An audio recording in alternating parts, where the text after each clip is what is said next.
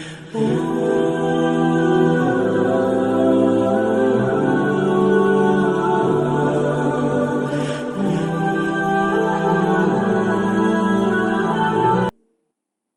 صاحب کے بیان کردہ قانون اتمام حجت کی وضاحت کر دیں۔ کافی دفعہ وضاحت کی ہے میں نے اس کے اوپر، وہ جو انہوں نے وضاحت کی ہے بالکل درست ہے۔ یعنی کہ اللہ تعالیٰ جب کبھی بھی کہیں انبیاء کو مبعوث کرتا ہے تو نبی ہی پرفیکٹ انداز میں اتمام حجت کر سکتا ہے کسی کے اوپر، اور جب نبی کا انکار کیا جاتا ہے، نبی سے مراد یہاں میں وہ رسول جو دھمکی لگاتا ہے آ کے کہ ایمان لاؤ ورنہ بڑے دن کا عذاب آ پکڑے گا، تو پھر عذاب الہی اللہ کی طرف سے آ جاتا ہے۔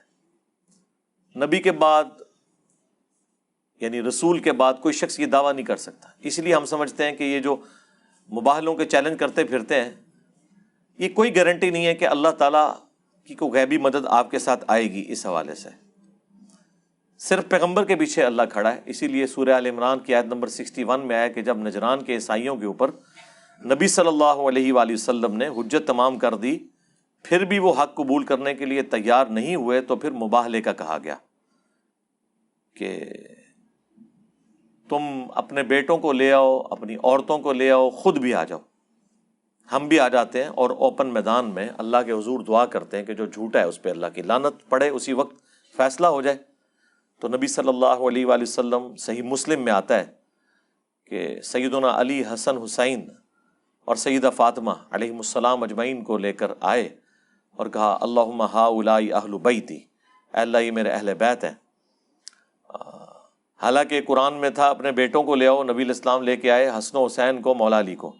قرآن میں تھا عورتوں کو لے کر آؤ، حضور کی 9 بیویاں تو تھیں، کسی بیوی کو نہیں لے کے آئے، اپنی بیٹی سیدہ فاطمہ کو لے کے آئے۔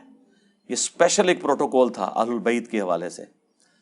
اور اس کے بعد ظاہر ہے وہ نجران کے عیسائی تو بھاگے، وہ مباہلے کے لیے تیار نہیں ہوئے، ورنہ تو کام تمام ہو جاتا، یرموک لڑنے کی نوبت ہی نہ آتی، اللہ کی طرف سے غیبی عذاب آ جاتا ان کے اوپر، جس طرح کہ اگلی قوموں پر اللہ کی طرف سے عذاب آیا کرتا تھا وقت کے پیغمبر کا انکار کرنے کے سبب۔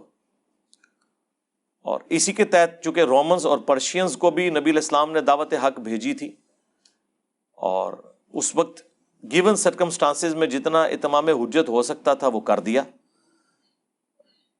خط تو اس کی ایک شکل تھی نا، ویسے بھی ان تک تو باتیں پہنچ چکی تھی، کیسر روم کو پتہ چل گیا تھا کہ یہ کوئی عام انسان نہیں ہے۔ اسی لیے آپ دیکھیں جو صحیح بخاری میں ابو سفیان کے ساتھ اس کی گفتگو ہے، ایمان لانے سے پہلے حضرت ابو سفیان جب وہاں پہ گئے تھے تو اس نے پریڈکٹ کر دیا تھا کہ عنقریب اس شخص کی حکومت یہاں تک پہنچ جائے گی، مجھے لگتا ہے یہ اللہ کا پیغمبر ہے۔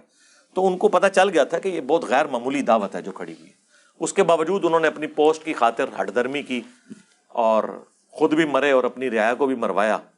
تو اللہ کی طرف سے ایک اتمام حجت ہوا پیغمبر کے ذریعے۔ میرا تو موقف یہی ہے کہ مسلمانوں کی جو بعد کی فتوحات ہیں خلفائے راشدین کے بعد، وہ ایک سپر پاور کی ایک ایکسپینشن ہے۔ اس کی وجہ یہ ہے کہ انہوں نے اپنے علاقوں کے اندر تو انصاف قائم نہیں کیا، استحصال کیا مخالفین کا۔ وہ کس منہ سے کسی دوسرے ملک پہ چڑھائی کر سکتے ہیں یہ کہہ کے کہ یہاں ہم عدل و انصاف قائم کرنے آئے ہیں؟ یہ اسی طریقے سے جس طرح آج امریکہ یعنی بدماشی کرتا ہے، حالانکہ انہوں نے کم از کم اپنے لوگوں کو تو انصاف دیا ہوا ہے۔ تو آپ اپنے ملکوں کے اندر اپنے رشتہ داروں کا قتل عام کریں، اختلاف رائے کسی کو کرنے نہ دیں، اور دوسرے ملکوں سے کہیں کہ ہم یہاں پہ اسلام کا نظام قائم کریں گے، تو یہ تو بالکل ایک ایسی بات ہے جسے ڈیفینڈ نہیں کیا جا سکتا۔